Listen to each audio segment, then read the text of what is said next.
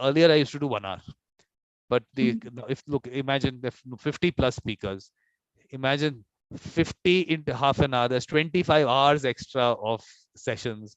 So I said, this time let's try and do 30 minutes, but Gabriela, 30 minutes were not enough. Gabi likes to talk all the time.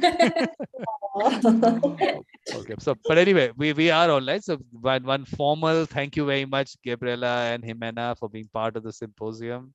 And of course, Gabriela has been on lots of shows and events. So it's been a pleasure speaking to her. And Ximena, it is going to be a pleasure speaking to you for sure. So of course, what we are going to do is, before I let you guys come in, let me just put up what we are doing here. It's always nice to do a little introduction of what we are doing, because my shows otherwise start so abruptly. People don't know what is happening here. So mediation legislation, the how, what, when, where, which, who, why of it. And of course, Gabriela and Ximena from Ecuador, and they are going to tell us about themselves. So Gabriela, you want to start? If you want to tell us about it. Yeah, I can do it. Thank you, Vikram, once again to invite us to be here in this session. As you know, my name is Gabriela Balseca, and I'm a mediator here in Ecuador for almost 10 years. So it's a pleasure for me to be here with you, and I'm sharing this screen with Ximena, my friend and my colleague too. So let her to introduce herself. Go ahead, Ximena. Thank you so much, and I'm deeply honored to be here, and happy to be able to share with so much wisdom that you've gathered all around the world about mediation. I am a mediator, and that's, as far as I probably can identify. I know Suximran usually says that's part of your identity. So who am I? I'm a mediator, and what I do is mediate every day, and try to help people find that resolution to their issues. That's it. That's both of you. That's all you can tell us. What about Pactum and what you people are doing in Pactum? Something on that also. Yeah, well, so I've been, and Gavi and I, we've been crazy about mediation from a long time ago, before mediation was actually something that happened and flourished in Ecuador. So we've tried to promote it and professionalize it, and show here that what we do is actually a profession, and it's not just a nice idea, but that we can devote our times to this and make it grow and flourish. So Pactum, what it is, it's a mediation firm. So it has this component of being a firm that gathers professional mediators are devoted full time to this. And I think we've shown that this was a need that wasn't being fulfilled by the market, if you want to put it like that. And parties, lawyers, I think, have found the benefit of settling disputes through the system. So that's what we've done, and I think that's a nice model to even replicate abroad in Latin America that hasn't been happening yet. So we need nice and initiatives other places as well. But Ximena, I have to warn you, parties is not a word I like to use. But participants, we like to use participants, because parties comes from the adversarial kind of a concept. Here we are all participants, all working together to whatever way we can resolve it. So that's about it. So at what point? Vikram doesn't like the word parties. I used to use it, but there was this World Mediators Conference last year, and someone from the US, Jeannie, works in community mediation, and she said, look, the session was called Terminology and Mediation. So this aspect of how terminology can affect the environment, because if you're using the same terminology, you're still creating the same environment there, which might not be good for the process. So I really found that a nice thing. So I said, let's implement this. So now what I have to do, of course, look, I have to always, you have a long session, so I have time to do this. I have to talk a little bit about where to find information, because Ximena has no idea where to find information as to what work I do. So Ximena, this is for you. Gabriela knows I have to do this for you. Because look, we have time. When we don't have time, it's a different thing. We have time, so give me 1 minute to do that. So basically, you have to go to mediatorvikram.com. And normally you would find that this is the new series, Magic in Mediation. And you people will also come in and talk about your experience and your thoughts on Magic in Mediation. This is Ken Cloke's book, which is coming up at the end of the year. So this is that. of course, how to connect, or lots of ways to connect. And then the World Mediation Circle, I've spoken to Gabriela about it. We have to do something in Ecuador. Gabriela has some thoughts which we haven't been able to discuss. She said, yes, I found some way of doing it. Ximena has to be involved in that. Ximena, we have to do something there. World Mediation Circle. So that's about there. Support, edutainment for various years, whatever's happening. Won't take too long.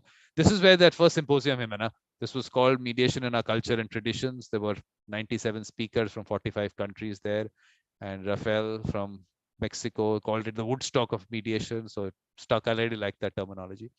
So that's about it. So lots of other things. Last year, that World Mediators Conference was 93 sessions with 80 speakers.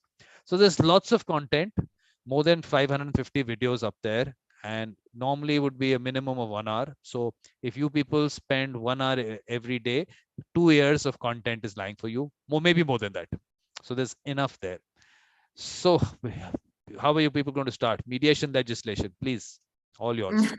Okay, well, we talked with him and we want to make this like a conversation between three of us. So we want to have like a friendly space to talk about Ecuador mediation on legislation.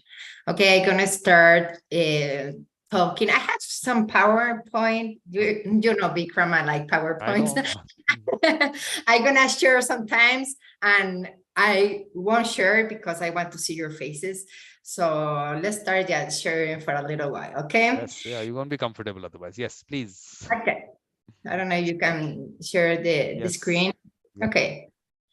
The idea was talking about the legislation in Ecuador about mediation. Actually, the Ecuadorian law of arbitration and mediation was issued in 1997. But also we have the Constitution of Ecuador that give the, I don't know, maybe the word is the legality to the ADRs here in Ecuador, you know, and also actually talk about the matters that you can make transaction by mediation here in Ecuador. And actually the law that was issued in 1997 is really friendly with the people and the matters that we can mediate here in Ecuador. We can mediate family, civil, commercial, building, labor, some cases of labor, others not. And I highlight taxes and insolvency because I want to talk a little bit about this further, okay? One of the main issues that the Ecuadorian law of arbitration and mediation are, for example, the procedure of mediation that is established in the law. Actually, one of the most important things that we've been talking with you in the other session, Vikram, is about the enforce of the mediation acts here in Ecuador. That is a big difference between other countries' legislation. Actually, him is going to talk about this later on. Actually talks about the mediation centers, and we have here two areas that we have the public mediation centers and the private mediation centers, and it's kind of like a big difference between both and how you can manage mediation in these two different areas, you know. And actually talks about the independent mediators that we've been talking about with you too, Vikram. What is the difference of if the law, the mediation law allows people to work as independent mediators, but in the reality, that doesn't happen here in Ecuador yet, maybe few cases. Most of the people that work as mediator have to be, if you are registered in a mediator center, so you can be, I don't know, like, how do you say respaldado, Jimé? Like, I don't know, respaldado por un centro de mediación, like. By a mediation center? Yeah, like you are allowed, like, to the mediation center to do all the mediation process and to sign a mediation act. Will be really nice if we can encourage in the future to this role of the mediator, independent mediator, to develop in our country, but doesn't happen right now in that way, you know. And the other thing that is really interesting, I said before, is the difference between the private mediators and the public mediators, and how you can manage the mediation in the public area and the private sector. I don't know, Jimmy, maybe you can talk us a little about the public mediation. You are good in it. Yeah, of course. So as Gabi said, we had the law since 1997, and the Constitution in 1998 already acknowledged mediation and arbitration as ways to settle disputes. But in 2009, we had about 500 mediation cases around the country, in the whole country. So you had a very few mediation actually happening in Ecuador. There was very low economic incentive.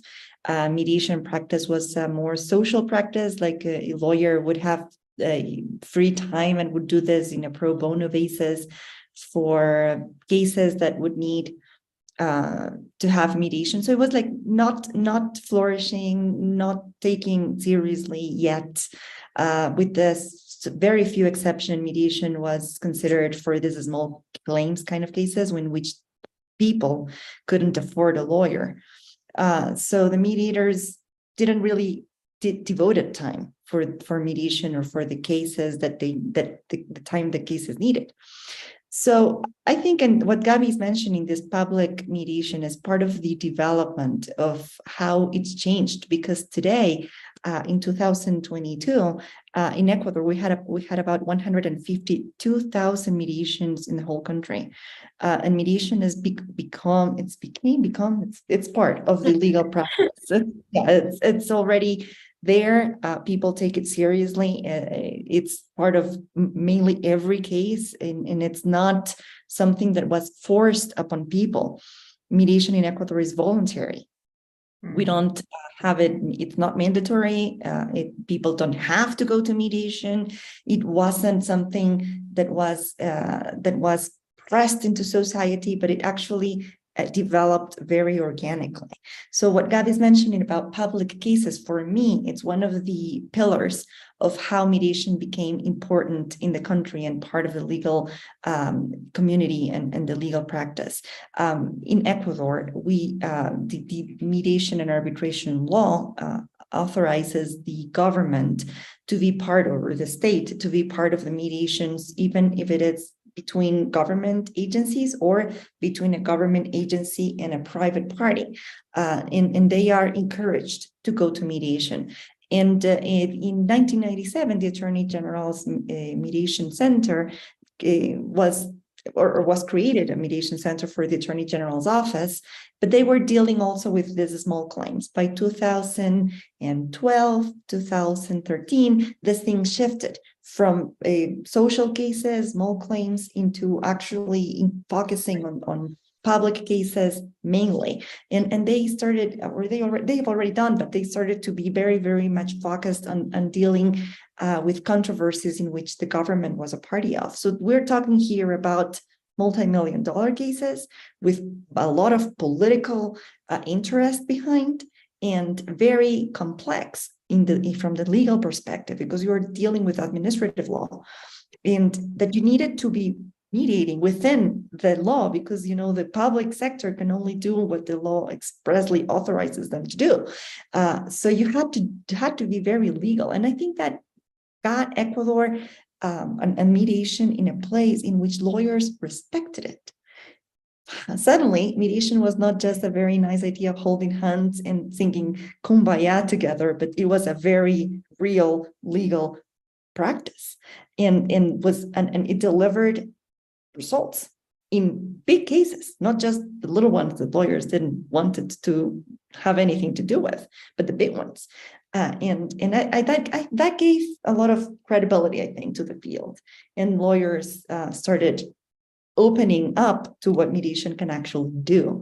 And I think it was a nice way of demonstrating what mediation is capable of. What is also really interesting, we've been talking with him with some mediators friends from other countries, and they are like really surprised how we can manage so many cases here in Ecuador when the mediation is not mandatory before going to a court or trial. So people is, how you can do that in Ecuador? You know, this small country, Ecuador manage this amount of mediation cases is amazing. But I think we are doing a really good work on it. Yeah, I You think know, that excellent. Yeah. Sorry, in the same line, in the Attorney General office, just for you know, in 2019, they received about 1,000 cases with the government that year, just in 1 year, and they have about 60% settlement rate.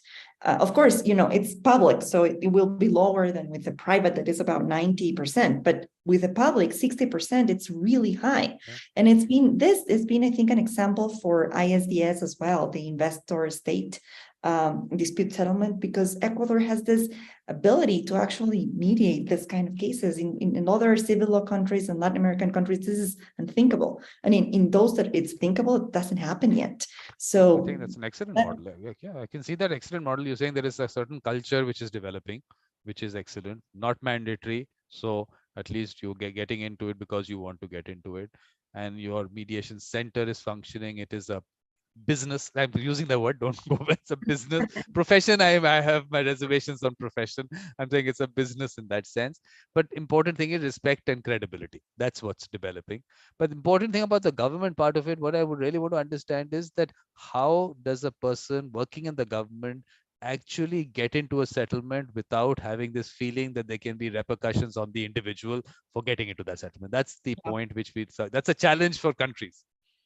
you touch upon the main point of this, you know, the real issue in mediation with government. We're not different from any other country in which there are allegations of corruption, and also the Contraloria, we call it the controller, the general controller of the country, that is like a phantom that is, you know, looking to see what functionary I can steal its soul and get into hell. And it's really like that, I think, how functionaries, public functionaries feel of this general controller.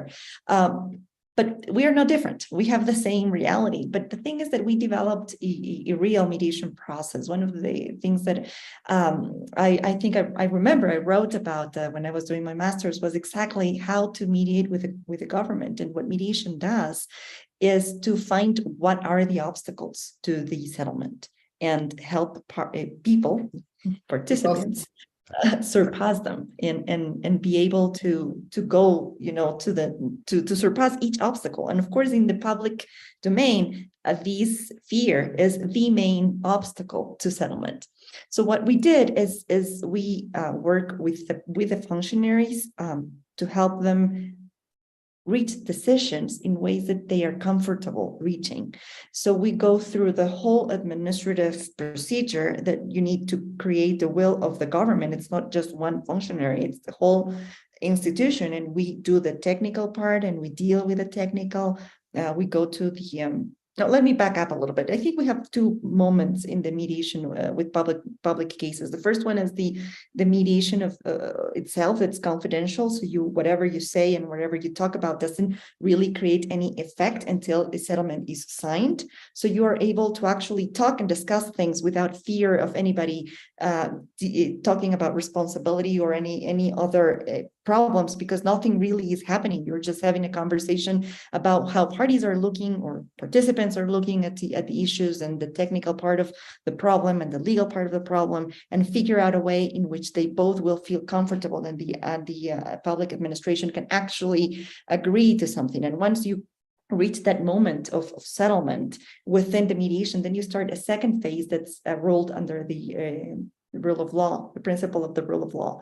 And then you start creating the documents that actually go out into a settlement agreement. So you go through the technical report, and that's when I was, you have to deal with the technical, you have to have a technical report that talks about the monetary issues, the construction or technical issues, and have something that is going to tell me the truth. I don't want anything else but the truth from a technical perspective. And I know the other side is going to be agreed upon this already. And then you go into the second, that's the legal, and you have the legal department of the institution saying to me that the agreement that we've reached is under the law, it's legal, it's convenient to the state, and it's possible to reach this agreement because it's of these matters that can be agreed upon. It's not public order, and they when they have that, then you have the next phase that's the maximum authority of the institution asking for the Attorney General to give a final authorization for the settlement. So when you have these big things, the Attorney General actually provides an authorization saying this settlement is under the law. So once the whole thing, you have all these pieces together, you actually sign a settlement agreement, and you also need a certification of funding within the state. So you get all these pieces together, you write a settlement agreement that is bulletproof. So when the controller comes and sees the settlement agreement, right, when they come and see, they have nothing to say, because you have all these different actors in different levels that have given their stamp of approval to the settlement, and they can't do anything about it. But if one of the pieces falls, you don't have an agreement, and then nothing happened, because the mediation is confidential. So nobody puts their neck on the guillotine. Nobody is actually being on this, So vulnerable to this fear. no individual. It's not an individual kind of a decision. It's a collective decision of the government, and the Comptroller and Auditor General of India also is the same thing for he's also sitting there on their head. So that's, I think, this model is really something that needs to go out. An interesting thing is that, look, from Peru, we had this model of these mining projects where communities are affected and they're doing excellent work. You people are doing excellent work on this aspect. I think this needs to go out.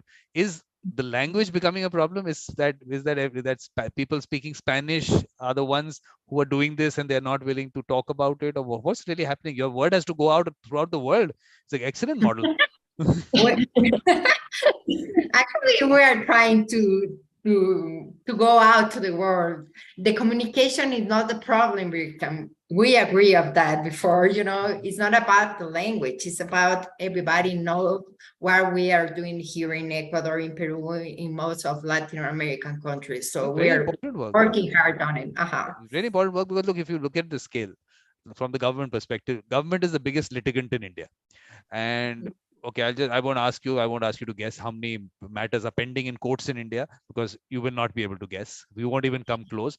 So there are 50 million matters pending in courts in India. So 50 million out of that, imagine government being the major litigant might be 50% of all that. If this kind of a model can be created, can you imagine, first of all, how much can go out of the court system? And these are individuals who are affected with things with the government. Look at those lives. These are individuals. So I think this model, it needs to go out totally. Yeah, you know what I think, because I've talked about this in a lot of conferences everywhere. We've been with the UNCITRAL doing this. We've been with the ISDS working group 3 that they try to develop this mediation with the governments and everything. I've been in Peru talking about this. I've been in Argentina. I've talked in Mexico about this. But I remember one very wise mediator told us, if you want mediation to develop, you need to demonstrate how it works. So I would feel, the way to actually make it happen is doing it. My approach to mediation is the Nike approach to mediation. Just do it. Just do it, because we can have the model, we can do it, we can talk about it, but unless you get people the experience and get them to know how actually do it, and you do it, it doesn't happen. So, if you want, we can work together in India and in one case and get it done, and then you'll have a lot of mediators that do the same thing. But it's just the first one, I think. No, but I think that when you spoke about the experience, the thing is that because of this aspect of not being mandatory, so the experience of mediation is coming from people who are getting into it as a voluntary process. While on the other end, the experience of mediation itself in that court system is not really mediation as I look at it. It's not really mediation. So that experience is what is going out, and that's the only experience that's going out. So that, I think you're on a good footing on that basis also. That you're not. I think it's a big difference when you have to do it something, when it's voluntary to do something. It's a big difference between both. So I think that is one of the best way we are doing it here. As he may say, we are demonstrating to the world that we can have mediation process basis in voluntariness. So that's the thing. But you want to talk about the legislation as such in terms of this aspect of mediation centers and that aspect of it. I mean, you spoke kind of, I know a little bit about it, so I'm thinking, have we spoken about it or not? Have you want to talk a little bit more about the legislation? Okay, so we're talking about the public mediation centers, and actually, as I told you before, we have the private mediation centers that they have their own like regulatory law for the private mediation centers. Actually, we have like many mediation centers that have been created in the last year, maybe over 100 mediation centers here in Ecuador. So it's like a free competition about the private mediation center, because each one have their own rules and each one have different quality of mediators that are prepared and work in those mediation centers. So you can give the opportunity to the consumers of the people to go to different private mediation center. Well, they can go to the public actually, but they can go to the private mediation center if you want to settle their agreement, you know. So most of the people here in Ecuador prefer to go to a mediation center to get straight to independent mediator, because they have the guarantee that they have a mediation center behind the mediator's, I don't know, maybe act or way to behave or something like that, you know. So actually, that's how the Ecuadorian law works in the public and private mediation here in Ecuador, and the independent and no independent mediator here in Ecuador. That's what I was thinking. Where's the slide? Gabriela is talking and there's no slide in the background. How can that be? Yes, slideshow has to happen. Let's go for it. No, I want to share the next, but it's not working right now, because I want to talk two different laws actually that after COVID, after pandemic, were issued here in Ecuador. That the one talks about the law of, sorry, I'm sharing there you go. Yeah. The one talking about the Ley Orgánica de Apoyo Humanitario. I tried to translate in English, Vikram, for you and for the audience. Law of humanitarian support and combat to the health crisis divided from COVID-19. I don't think I'm doing good. It's great or it's not great? All I can say is that in the Spanish part, there is no COVID-19 written. So that translation seems to be very interesting. Well, you get it. The idea, you get it. Yes, we get it. We get it. Well, this law was issued in 2020, and the idea was helping to recover Ecuador from the economic crisis that was arise after pandemic, after COVID-19, okay? And the idea, they established the mediation process for insolvency in these cases. So many people, after 3 years was issued this law, people can apply or use this law to settle mediation agreement for insolvency.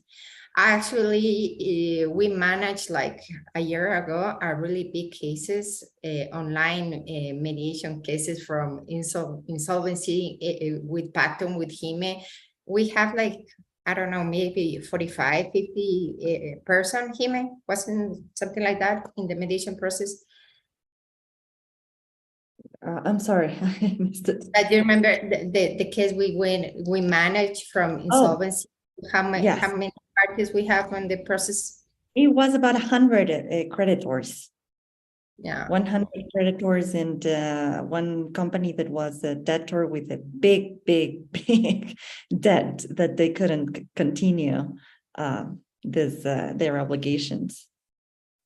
Yeah, and actually we managed, it was really interesting because we managed these like mixes, sometimes we have face-to-face mediations, and in other cases we have like online mediations, and sometimes we have hybrid mediation, like whatever you want. And actually we reach an agreement after some month of work hard in this mediation process, and was really good for our country and for us, like a mediation firm.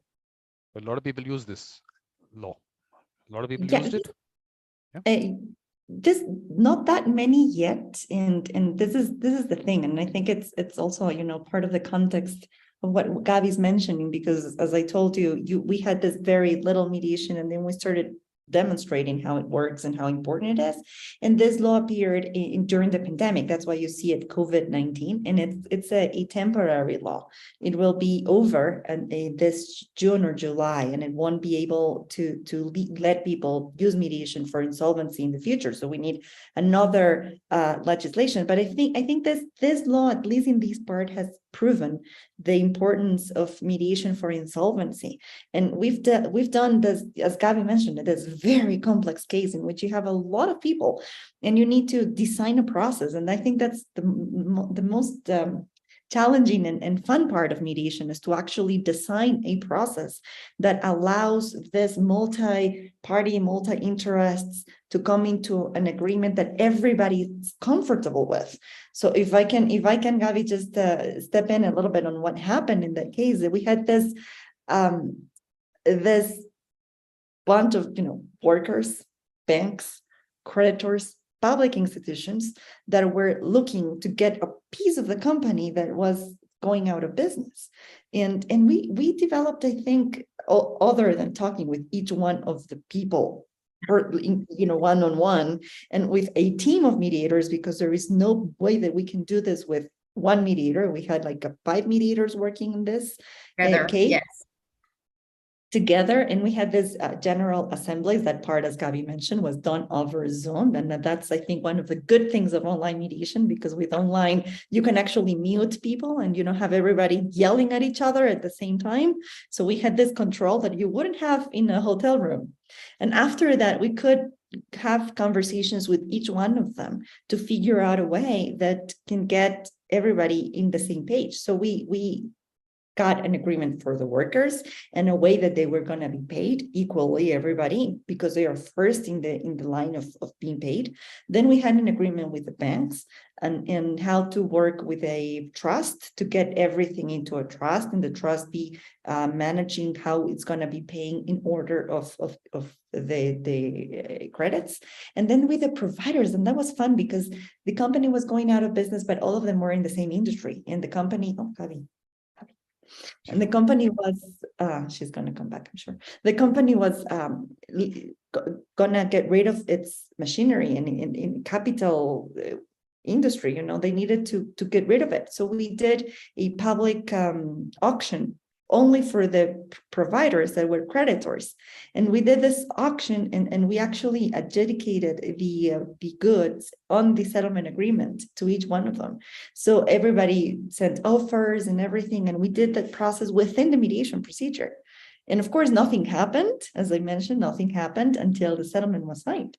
And we got over the 54, I think, and one of the parties that didn't sign was a public entity that's, you know, a little bit more complex. We did have other public entities signing, but this public entity that did not sign is coming back, and we are finishing with probably 96% of creditors agreeing to the settlement. And that was fantastic. That was fantastic because everybody's comfortable and happy. And they didn't go over 10 years of litigation trying to figure out who is going to sell what to get what kind of money. And everybody the lawyers takes everything because they've been litigating for 10 years. We did it in 6 months. We did the whole thing in 6 months. It's amazing because, like you said, actually to experience it is what is the important part, that people should experience it and actually benefit from it. And then that word goes out, that because these are, I mean, the creditors, of course, individual creditors, I mean, it's their, like, again, it's their life. A lot of people they had these builders who created these townships and just made structures and did not complete it. And these are individuals who have to get houses there. And that went into insolvency. And this is something, insolvency is a major area where mediation can be used. But again, the people have to experience to understand it can work. So I think that chicken and the egg situation, I don't know what is going to happen, but you people are going to change that. You're going to say, Yeah. okay, this is experience. It's not just theory. We can do this. So I You think know it's a what? That came to my mind actually is the example of mediation process that we manage. Doesn't have to be with insolvency. We have this mediation process in a boat with Pacton, with Jime and Jaime and our team. There was a company actually want to have like labor mediations with some workers, and they were in Galapagos Island in the middle of the ocean in a boat, and we manage those mediations from here, Quito, to Galapagos Islands in the middle of the oceans. So it was amazing. And we managed like 50 agreements. So that was awesome, actually. So we are showing to the world that we can mediate if you have voluntarily, if you have the heart to settle agreement, we can work with it. So but now that only was thing, but yeah. The only thing is that look, Ximena, Gabriela, of course, you know her as Gabriela, the person that you speak to, and I have seen her when she speaks in Spanish. She's a different person. She's done presentations in English and Spanish. A different person altogether. So you know the other one. I know this one. because Ray can make me do the presentation in Spanish and in English. Oh, So wow. he said, when I speak in Spanish, I'm more like comfy. Actually, it is true. So It's it's a different person. I forget comfortable. It's a different person. So she knows that person, and I know this one. But okay, no. Now only thing that we have to look at is that in terms of population, because you were about what 18 million people. That's it. No, How many? no. How many? I think it's way less. Let me see. No, we are 7 millions, around 7 millions, I guess. 17, 17, yeah, that's what I'm saying. 18 million people. Now, is 18. that? No, I heard 80. I'm sorry. No, no, Yeah, no, 80. no, 18. No, that's too No. much. Okay, 18. Yes, yeah, you're right. So let's look at it from that perspective. Now, is population size is something which is what a reason that it is successful, and on a larger population, do you think it will not be? I mean, or whatever your thoughts are, because this is an excellent model, and this I don't think should make a difference in relation to population. It's a matter of experiencing things and then working it into your system. But any thoughts on the population part? Great question. I don't think I've ever, wondered other than seeing the ratio of mediations we have and to our population, and the kind of the amount of cases we have in courts. But I don't think so. To be honest, I think it's a lot of having committed people that are spreading the word and demonstrating. And I think that's an important component of it. But because you see in the capital, most of the first generation mediators are in Quito. So you see we've grown further than in other cities, but this is catching up in other cities as well. So I don't know if it is a matter of population other than how much impact each mediator can actually have and where they are. And one of the things that it's very characteristic of our country is that when somebody does something that goes well, a lot of people repeat and follow. So we have a lot of mediators right now here in the capital. That this is, it's spreading and it's growing. And I think that was part of the idea when we started this whole movement with Pactum and everything, to get the word to spread and to make it happen. And I don't know if it has anything to do with population. I don't know. I think it's a lot of getting it done. One of the things that I'm convinced with is that the team does a lot more than one person. We as a team have been able to accomplish much more. And before we were a team, the model was one mediator in each case. So it's not. Insolvency, it's not possible. Some of the public cases are not possible with just one mediator. So deal and working as a team, I think it's like having one person playing one instrument versus an orchestra. Yeah. So different. Absolutely. Gabriela, and what also is, I think we are working hard as mediator to change or to shift a lawyer's mind. So we can work together to promote mediation and cultural peace. And we need lawyers we are not fighting with him. We are not taking his work away. We need them to work with the parties and to promote the mediation. And so I think we are working really hard in this matter too, in this way. I don't know. No, actually, Gabriel, my thoughts on the lawyer part of it is that if lawyers understand that their role is be experts on law and come in as experts of law, and to that extent only, it is not that they have to drive the process and control the process, because that, I think, I don't know, you people will give me your thoughts on that, but my thoughts are that if they understand their role as experts on law, it'd be much easier for the process, rather than because they're used to controlling the entire matters in litigation and everything. So that a little bit of the thought on that. But I'll tell you where the population part of it is coming up. Of course, this co-mediation thing is excellent. This is of what I've been trying to say, that you have to work together, and of course the global pool that I'm talking about should be able to work together. But the population part, I'll tell you where is coming. Thought that comes to me is that the moment you have a concept of a certain kind of an accreditation to be to enter into the, I'm saying profession, but that's debatable, but we get into mediation, say. Now you have a concept of course, if you have to do certifications, you have to do trainings. So if you have to do trainings, you need people to do the training. Now, is it something which can actually be done on such large numbers? But what are those large numbers in terms of India? Let's look at India. What is the population of India, Ximena? Gabriela knows. I think she knows. I know, Right? like Of course, we many can times I must Google. have. We No, can no, Google. no, no, no, no. You don't look. Oh, no, look at that. So she You're can't even okay. say it. Imagine she said it in mute. She could not even say it loud because it is that huge. So can you imagine? Now, the same thing, what happens is that these models on this aspect, I have a bit of a problem, because when you try to multiply to that effect into 1.4 billion people, this is one thing that comes in the way for me, because you can't get enough people to actually, if you want to say training, for me, that is to him. And let me give you the background on this. I keep saying that there are people who have the mediator mindset. If you want to do skill development for them, that's okay. You say that, but don't say, I will make you a mediator in a 40-hour factory. I have a problem with that part. So now when you have a concept where to enter, there is a certification, do things mushroom in terms of training programs and certification programs, which might go against the concept, because what are you really certifying? I mean, can you in those 40 hours plus whatever little, I don't know, whatever way they test them, but will that go against it even in Ecuador? Or is it all right, you have enough people to do it? I don't know how it works. That's a very deep question, and I haven't thought of that either. I love your questions.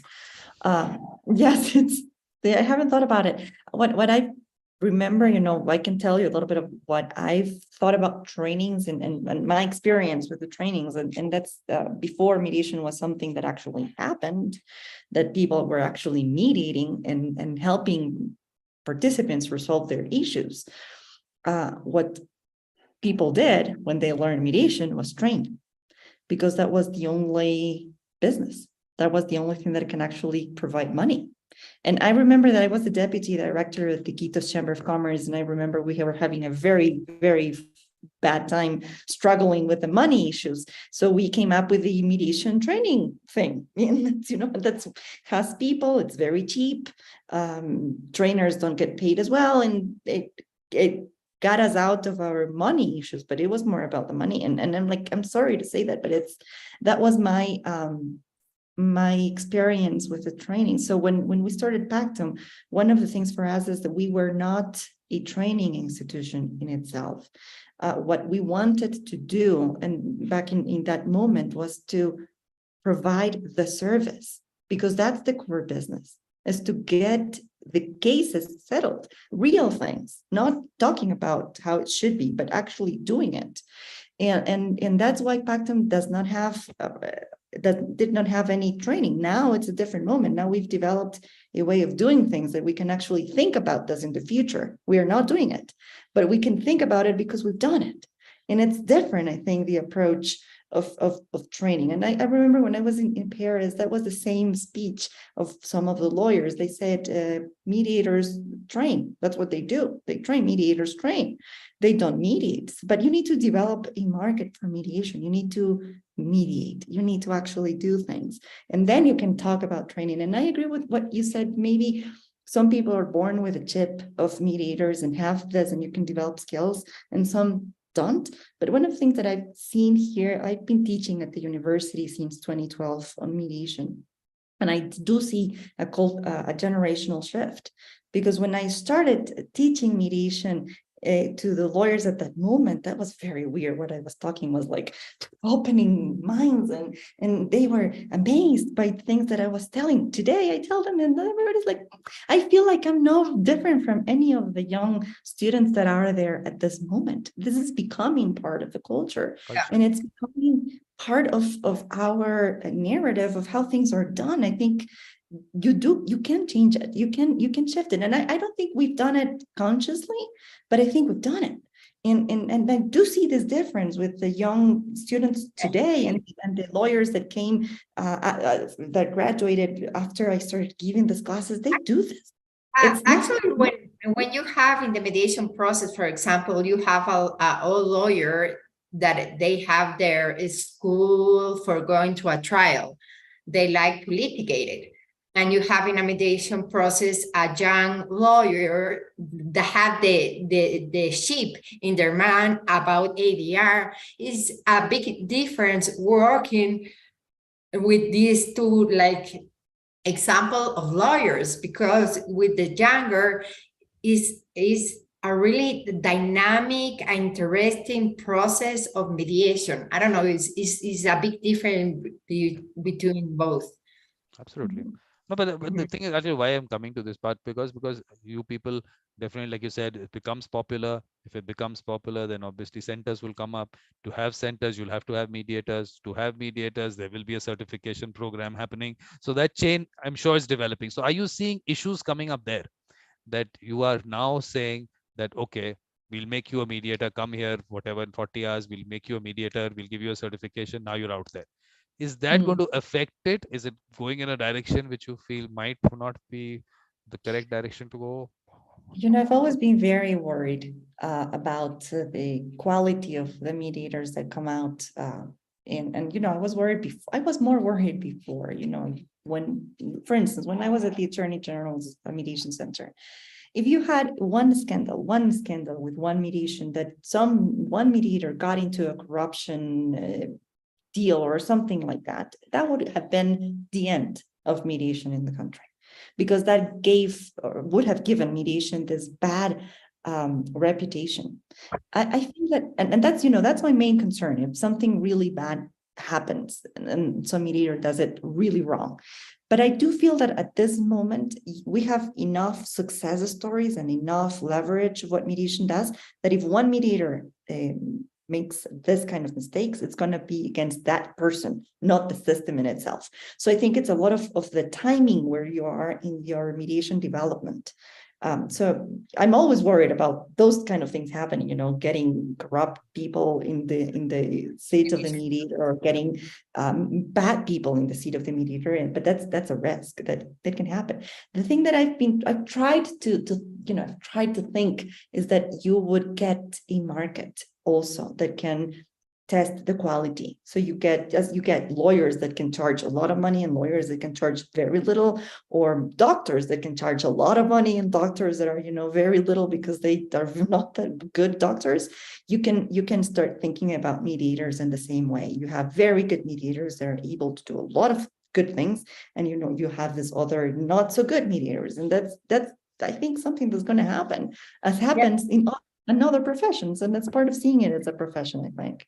But I don't know. I think we still need to, I don't know, define is the work or working harder to empower the mediation as we want, and the role of the mediation, you know, like the people respect the mediation process and respect the mediator as a professional. We have to keep working on it, I think.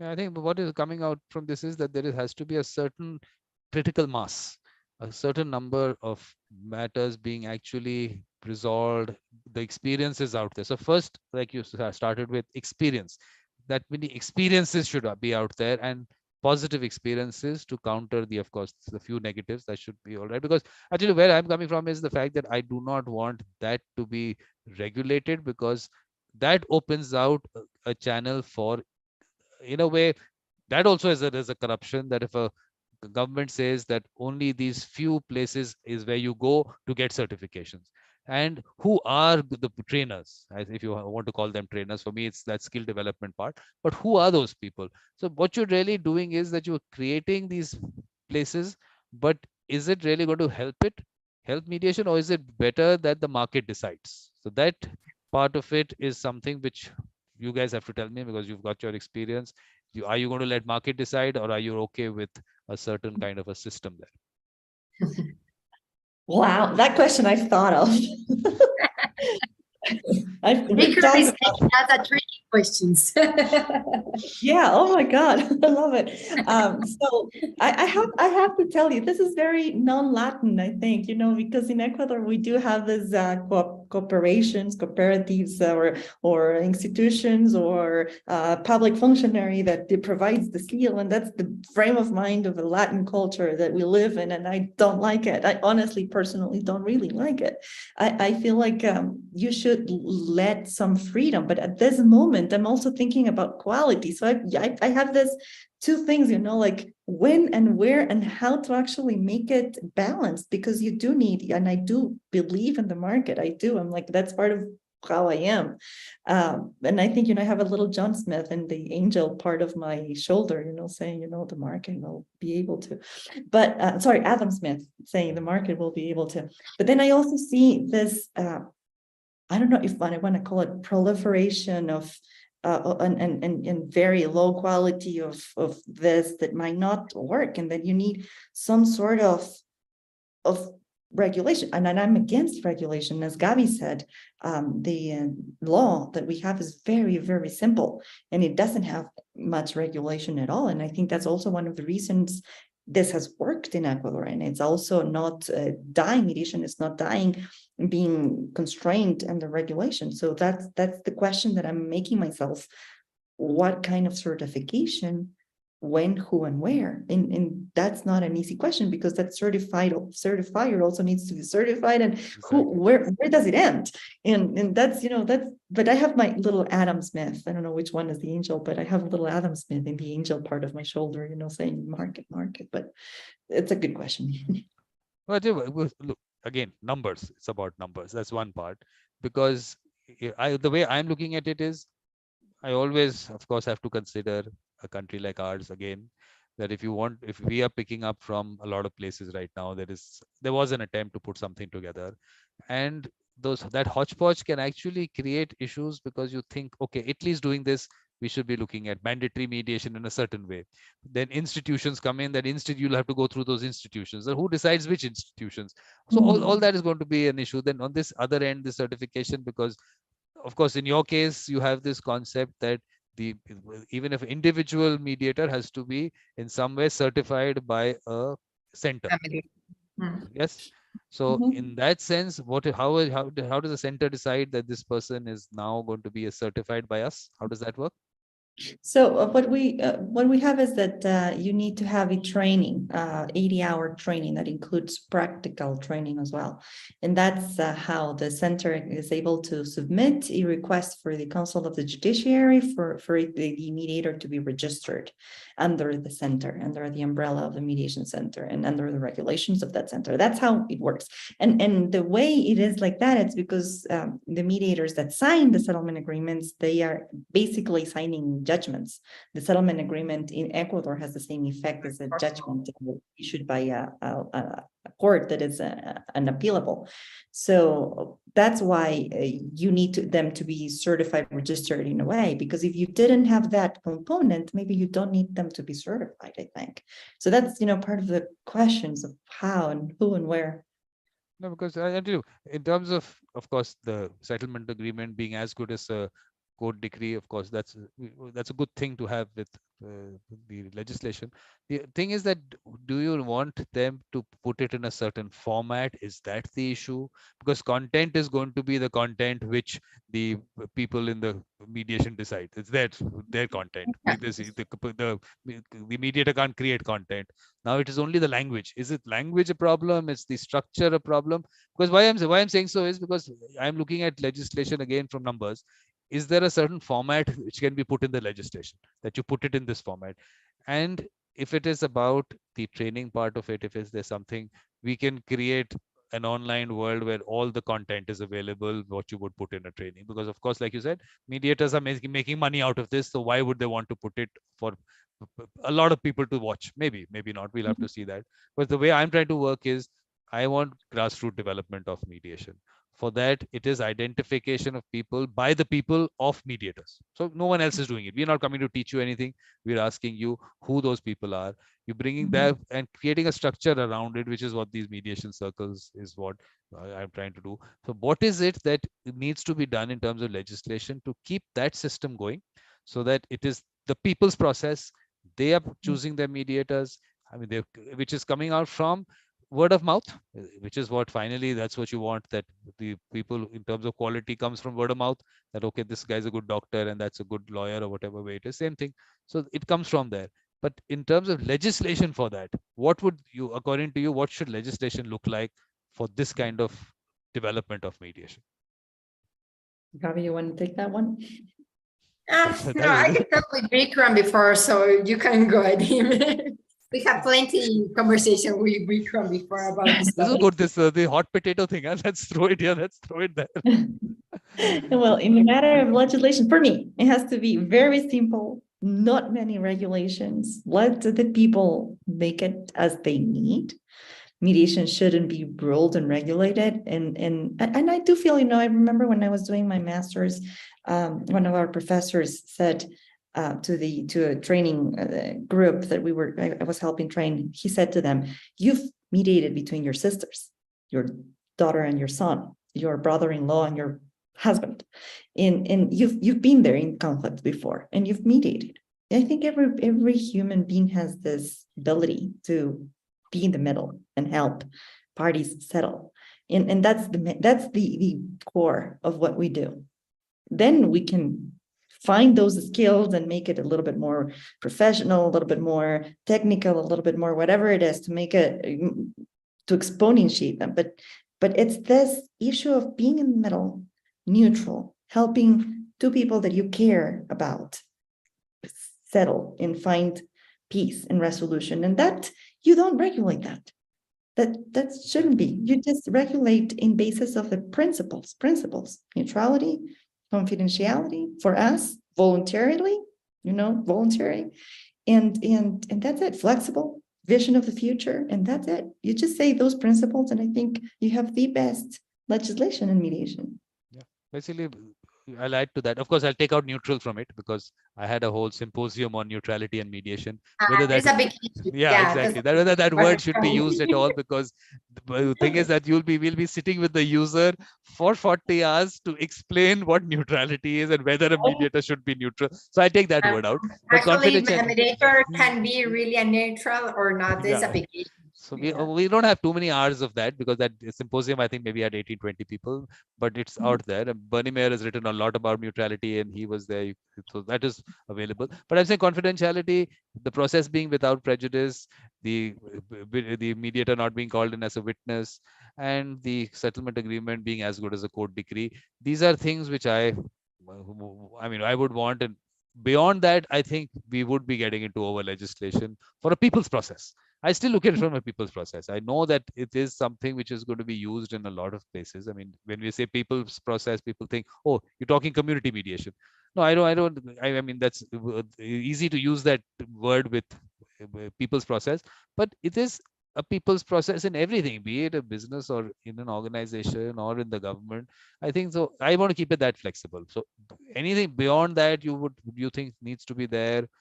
Any thoughts? Because certifications and institutions, I do feel, have a vested interest, and they are going to get into legislation, because obviously the way legislations function, people can influence legislation, but that's a Yeah. fight which has to happen.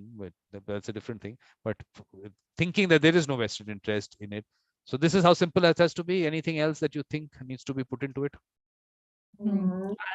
Would include the effect of the settlement agreement as, one last point to ensure parties that when whatever they reach, it's going to have effects. And that also connects with the Singapore Convention. I think that's an important work. As good as a court decree, a court judgment, as good as that. But what That's would good. be what would you think? Would you need to put grounds for actually not having to enforce the settlement agreement? What would be the grounds for if the court has to, it has to go to court? What do you think needs to be put there? Because Singapore Convention has certain things put there. Yeah, and I wouldn't, but maybe, yeah, I wouldn't. Maybe, just the same as the contracts, Exactly.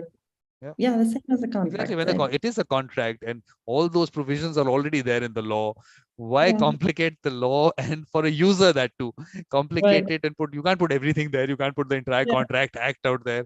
So I think this is also something that a lot of governments might go wrong on, thinking, oh, we have to in some way legislate on the agreement itself, which is already available. So that's something needs to be put out. Yeah. Anything else? Because I know Ximena is in a hurry to leave. If there is some, there is some shortage of time with you? Is there? I have a mediation coming up. Well, 3 minutes ago, so I need to actually leave, but I can leave with Gabi. But this is amazing. This is fantastic. But any other before you go? Gabriela is with me. She's not going anywhere. So yeah, we have too many things to talk about right now. so Ximena, if you have to leave, I mean, I would not want you to leave, but if you have to leave, you want to come some concluding remarks, anything? Final thoughts. I think I'm happy to see this mediation spreading all around the world. I've been doing this since, I was trained in 2004, and I've been doing this full time all my professional life. That's the only thing I do. And I do see a change in the world. I know you can see a lot of the evil happening all around. But I think that what we do is to be turning on lights in the back. And it's not so visible as the evil is, but I think we are doing a fantastic work. I mean, we all mediators, fantastic work of spreading the word. And we need to keep spreading and making as many people mediators that have the skills, know how to negotiate, whatever it is, but just do things in the peaceful and right way to counteract the evil. Let me tell you, Ximena, you said about the evil. For me, I live in a bubble, and I keep telling people, 3 years I don't even know what's happening in the news. So for me, you might say there's evil there. I don't know. My little bubble, there isn't any. Right. Because you have to stay up. It's better to not watch the news in every part of the world. Yeah, but keep up the good work then. Then let's put it like simple and like that. Keep up the good work. And you people have to be part of it. Good work only happens, like you said, it's a team. People work as a team, and I'm telling you that things can actually be, it can go, I mean, exponentially grow if right people come together. And it might not if the right people don't come together. So for me, that part of that has been really something of a challenge to get the right people in. A lot of people come in, then they go away, because I just feel that at this point of time, when we are growing things, the experience of people with the mediators, as I feel, who have the mediator mindset, is important. So get the right people into it. But I'm telling you, Ximena, you were saying that you've been doing mediations professionally, but that mediator mindset you have carried with you. And that is why my first show was Evolution of a Mediator. You have to go back into your growing up, your childhood, the value systems you were brought up in, your circumstances, experiences, makes you what you are at every moment of time. But that seed was there. So don't put it onto only the training. There is no, you had that in you, you connected with the training. That's what the whole point is, that a lot of people think that training did it. No, the theory came and you connected with that theory. Oh, I understand what you're talking about. But because you had that mindset. So that's it's a calling. It is. It's a mission, a life mission. Yeah. All right. Thank you so much, Vikram. I've been deeply honored, and thank you. Wonderful. And I'll fix up time for your other shows. Now I have to find out how to get in touch with you. We have Gabby. Gabby's there. That's Gabby's gonna give you complicated. WhatsApp, and you'd send me a message. I'll get you, Yeah, and we'll perfect. talk. Thanks a Wonderful. lot. Yeah, thanks a lot. Bye. Bye. Bye. Exactly. So, Gabriela, what are your thoughts on how to develop it from the grassroots, and how legislation should come in and how it should not come in? What should be kept away from legislation? Because that's the more important thing. Well, actually, and then I agree with him, Vikram, and with you, I guess, and with many mediators all around the world. We have to keep working hard to promote mediation, to make people to see that it's possible to reach an agreement if you have voluntarily to do it. You know, that's the big issue for me. That is the big principle, and we have to keep working on it. The legislation always going to be there. We always going to have obstacles on the way that we have to go through. If we want to do something, we have to go through. And I don't know, there is our duty, I guess, our call that he said right now. So we have to work through it and promote the mediation as you do, as we do in Ecuador, in Peru, in all the countries around. But Gabby, should we have not recorded a Spanish session for this also? No, we don't have a Spanish session. We should have done it, because I'm telling you what you people are saying and what I'm understanding for what is really happening there. It's an excellent model. I know it's a good idea to have an English and Spanish, but maybe I will be in a daft with you in this case. we don't have any Spanish. Look, we don't need a full session. What can happen is if I can close this session, we can start a short session and you can just talk about your Ecuadorian experience, because I'm telling you that all those things that you're doing is ideal. We can do it if you want. Yeah, we should do it. I'm telling you. But on the English part of it, on the English session part of it, anything that you feel that, okay, while you were doing the good work that you were doing, did anything come in the way which maybe legislation could have handled, or did legislation come in the way in what the good things that you were doing? Was there anything there? I don't know, Vikram. I don't know if I like legislation is in my way. I working with legislation by my side to try to make things works. I don't know, you know, if I step looking for he may say the evil of the wrong thing happening in our country and the political matters or issue, we cannot do anything. So I better start working with the law, with me by my side, and start doing things that stop fighting with the law. I don't know. But is there anything in your legislation that you would want changed? Anything that you want added? Anything there? Actually, I think the mediation law here in Ecuador is pretty good. That is one of the reasons the mediation law having any change in the mediation law since 1997. And, you know, that is really like strange, because in our country, all the laws have changed like monthly, I guess, you know, and the mediation law in Ecuador have not been changed since 1997 about mediation, actually. So that is amazing. I won't make any change to the mediation law in our country. I think it's... Yeah, because Gabriela, my only issue is that part of it, that in the numbers that a lot of countries need, in that case that they have to be certified and trained, those numbers in terms of the people who might have to do those trainings, I'm still using that word, but to do those training, those numbers will not be available. So then in that case, you will, it's the same, it's the thing that, okay, you want to put this in place, but if you don't have those numbers, you can't put it into place. So how can it work without that part, without that certification part? Well, actually, that is not really in the mediation law. Maybe we can work with the mediation centers, you know, just directly to them and make them to see what they're trying to do.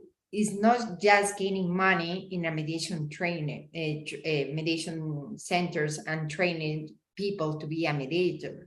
Is how they do, the quality of the professionals that they are getting from the mediation programs. That is the important things, you know. Is actually I'm having the discussion with some of the directors of the mediation centers, because we have online trainers that we have like 50 person in the training courses online. How can, if I, for example, if I'm the mediators trainer, how can spread or teach correctly to the person that is online in the online courses if I have 50 person at the same time? It's really hard, you know. Most have turned off the cameras. I have to switch the Zoom screen to see all the participants. I cannot make there all the time like participate in the mediation, because it's really hard for the trainer. So what are you expecting for the people that are in the courses?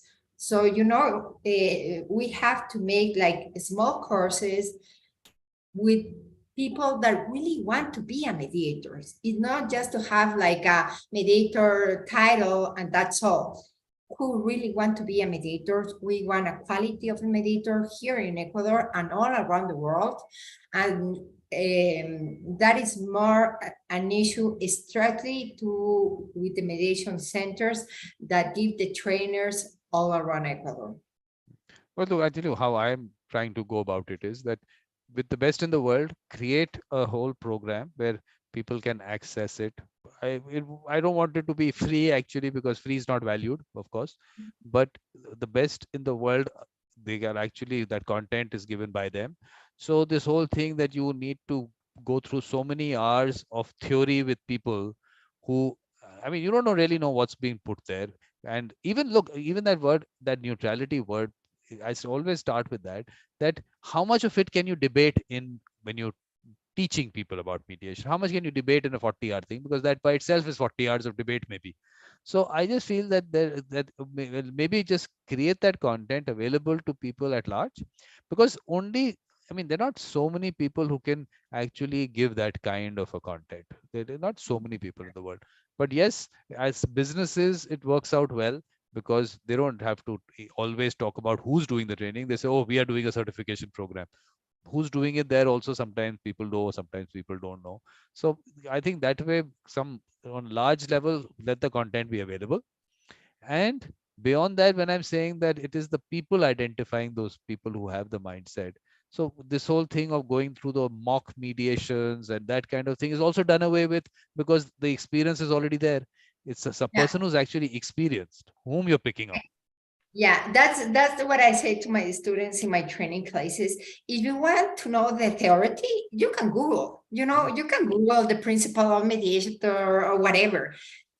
Take an advantage of the experience of the mediators. That what is the value of the trainer courses.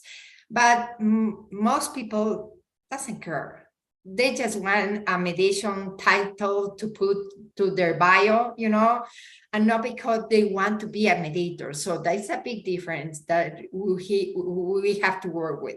Yeah, and the thing is that to experience, and with your experience, what you have, and people to experience that, I'm telling, I keep telling the younger people also, that go out into your communities, into your families, ask people if they have a dispute.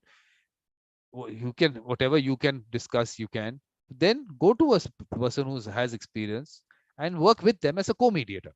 So it's all about working together and creating this co-mediation thing, which you just said, a larger team, getting a lot of people involved. So that is how I feel that they will get that experience and benefit from your experience. Yeah, but I think we have to work in some ego problems with that, you know, because I think the mediator have to be like humble people, you know, Yes. because mediator is about heart that we're talking about many times. And when you do a co-mediation process, you have to be in the same way with the other mediation. It's not about protagonists. I don't know is the word. It's like is not about who is the best mediator than the other. It's a work team, and it's really hard to work with many mediators in those cases, because most of mediators have this ego issue behind. I want to be the most important, I want to be smarter than you, and they forget about the real reason about the mediation, that is helping the parties, the person in the mediation process. You know, But I'm that's saying, Gabriel, let me tell you that the concept, when I keep saying mediator mindset, this is very important what you said. Humility and humbleness. These are the yeah. important things. People who have that will not have an issue, because I mean, that ego issue is not there. It is just working together. So that is where the actually that mediator mindset really gets identified. Because Yeah. if you can't, if you have this thing, oh, I have to be the one there, then in that sense, then you have the mindset at all.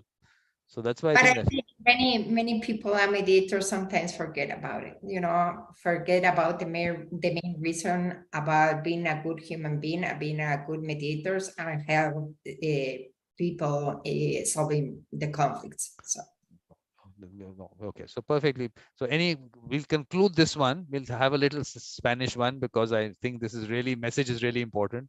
But you want to okay. conclude this, your whatever last No, comments? I just have too many things to talk about it. You know, we can keep hour and hour, but as conclusion, as I said before in other like talks that we had before, as mediators, we cannot forget what is a real job: to help people to reach an agreement.